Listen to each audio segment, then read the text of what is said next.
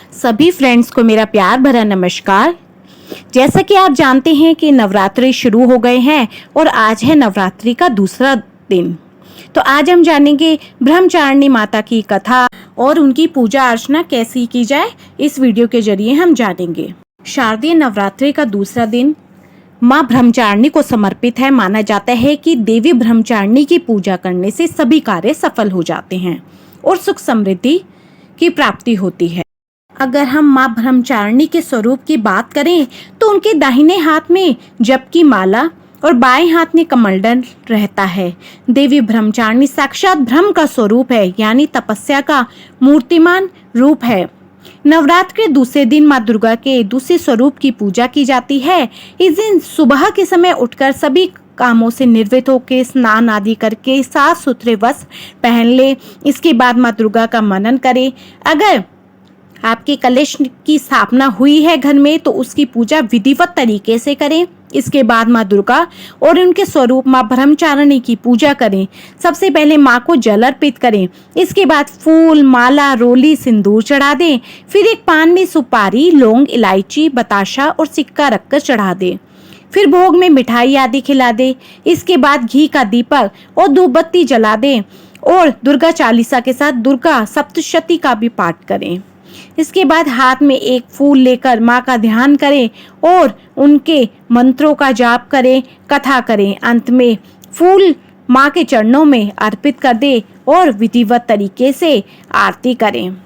अब हम जानेंगे ब्रह्मचारिणी माता की कथा। बोलो ब्रह्मचारिणी माता की जय, शेरावाली माता तेरी सदा ही जय। पूर्व जन्म में इस देवी ने हिमालय के घर पुत्री के रूप में जन्म लिया था और नारद जी के उपदेश से भगवान शंकर को पति के रूप में प्राप्त करने के लिए घोर तपस्या की थी।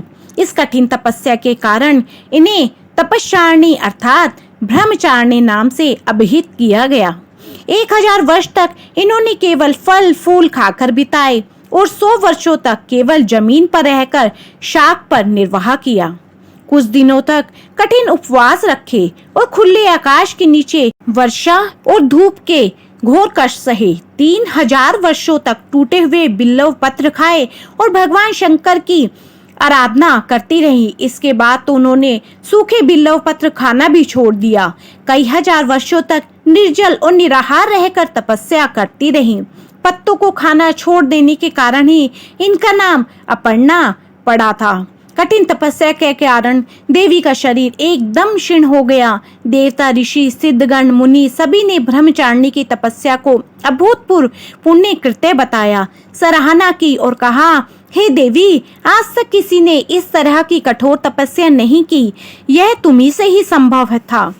तुम्हारी मनोकामना परिपूर्ण होगी और भगवान चंद्रमौली शिवजी तुम्हें पति रूप में प्राप्त होंगे। अब तपस्या छोड़कर आप घर लौट जाएं।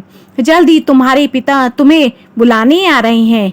इस देवी की कथा का सार यह है कि जीवन के कठिन संघर्षों में भी मन विचलित नहीं करना चाहिए। माँ ब्रह्मचारिणी देवी की कृपा से सर्व सिद्धि प्राप्त होती है। दुर्गा पूजा के दूसरे दिन देवी के इसी स्वरूप की उपासना की जाती है। तो बोलो माँ ब्रह्मचारिणी की जय, बोलो शेरा वाली माता तेरी सदा ही जय, अम्बे माँ जगदम्बे मैया की जय। सो फ्रेंड्स, आपको मेरी ये वीडियो पसंद आई हो तो मेरी वीडियो को ज़्यादा से ज़्यादा लाइक, शेयर एंड सब्सक्राइब कीजिए ताकि आगे भी आपको मेरी ऐसे ही यूज़फुल वीडियोस मिलती रहे और बेल आइकन भी ज़रूर दबा दीजिएगा। बोलो जय माता।